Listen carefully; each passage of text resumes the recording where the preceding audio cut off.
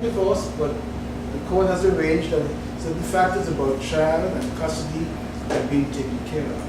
But there's no state of separation. So when people say I'm separated and I want to have a friend, I want to be close to you. For many of them, as far as they're concerned, the marriage is over. But is it really infidelity? I mean, those are pertinent issues that when the church or outside of the church we have to really struggle with. Or, if you go to Jamaica,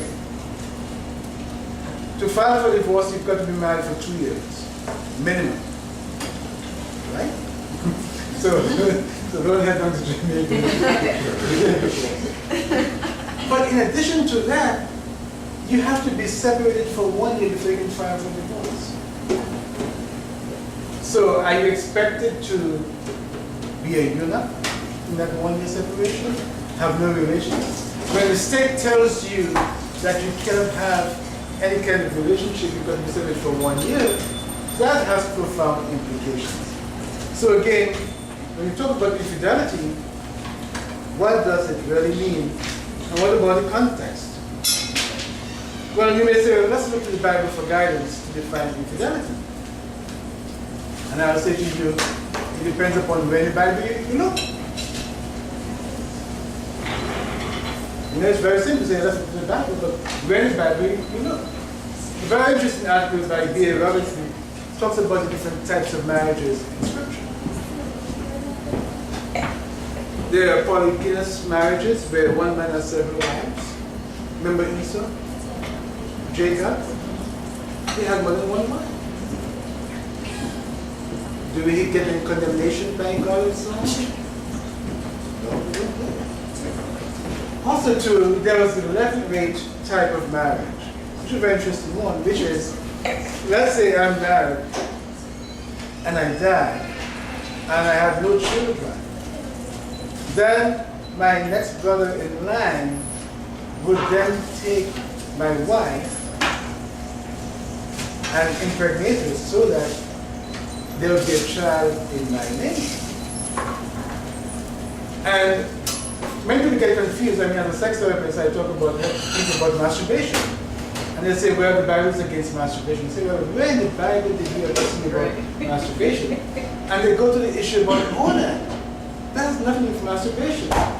Onan engaged in coitus interruptus. He didn't want to continue tradition of that type of marriage where he was now with his brother's wife, who had to impregnate her to continue. Okay, so he pulled out his penis prior to ejaculation. That's what that passage is all about. But for many people, when it's taught by many preachers, it's masturbation is bad. So that's why I came to understanding and comprehending what's going on very important. There's some cases in the Bible where it's about one man, one woman. Also, we've got cases where men had concubines, like in Abraham had concubines. Was that infidelity? Those are some key issues that we really have to wrestle with, especially in today's context where, because of certain situations, there's a trend towards having multiple partners and multiple relationships. Abraham himself, again, there's a whole context of having a slave. You have your wife, you have the concubines, and also your slaves. They were property. Okay, so you could have them as the women in your life. So when I say, if you go to the Bible, it depends upon where in the Bible you look. And so the key question is, was that just based on a social context? And if the social context, are we saying that society governs and determines to what degree we interpret infidelity? So, for example, in Nigeria, extramarital relations are called sexual networking. That's what we call it in Nigeria. In Finland, it's called parallel relations. That's what they view extramarital relations there. Russia is very interesting because Russia right now, over the age of 65, there tends to be about 49 men for every 100 women. And from that societal context, Most women in Russia who are over the age of 40 will tell you they only get married young because of the whole scarcity of what's transpired. In Indonesia, which is interesting about infidelity, just last Friday, a woman was given 9 lashes in public. She had filed for divorce, so divorce was going through, and a crowd of people found her in the bedroom of a man. Right? And that, in that context, was infidelity and led to a public 9-stroke of she got and also he got. Now, is it infidelity to be in somebody's bedroom? I mean, the report didn't indicate that there's anything going on, just actually seen in that bedroom was infidelity. So here you have all these different perspectives of infidelity. How do we interpret that? The third construct is human instinct. What does it mean, human instinct? Instinct means having an inclination for certain behaviors and drives. So behavior consists of instinct and drives.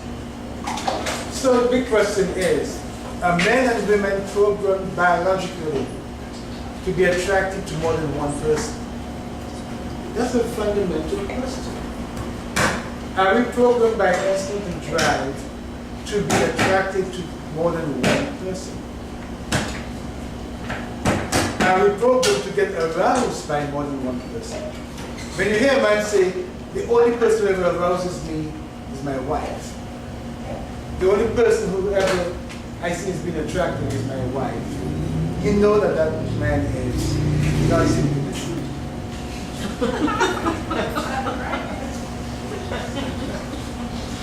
Because whatever is attracting him to that woman, those same characteristics are found in hundreds of women.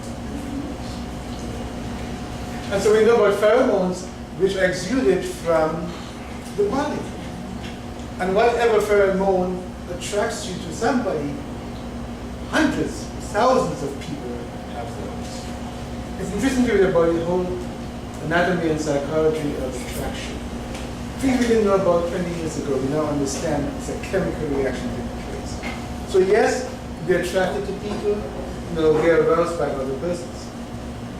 Which is very interesting. When we talk about monogamy, there's only one animal that we've found that is really truly monogamous.